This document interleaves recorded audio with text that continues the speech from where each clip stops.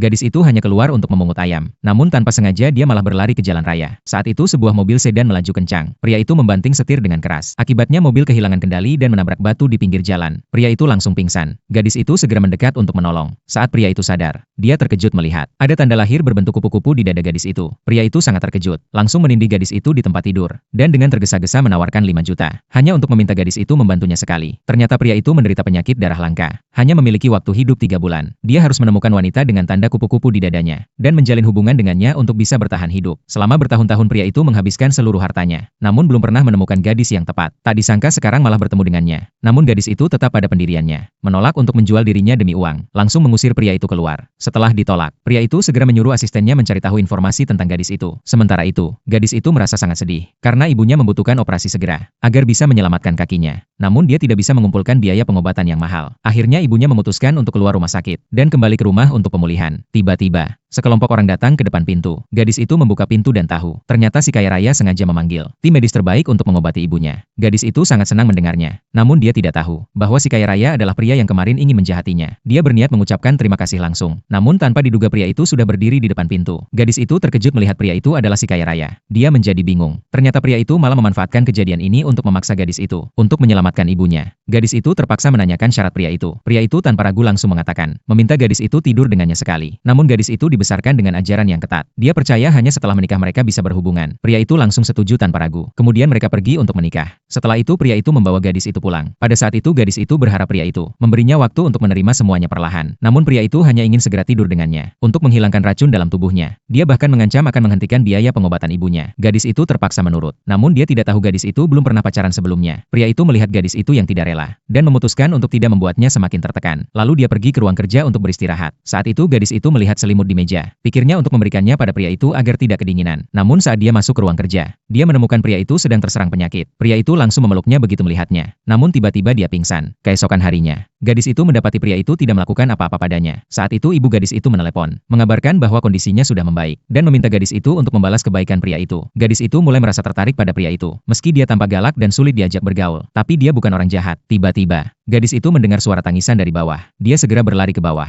Namun dia menemukan orang-orang sedang menangisi pria itu.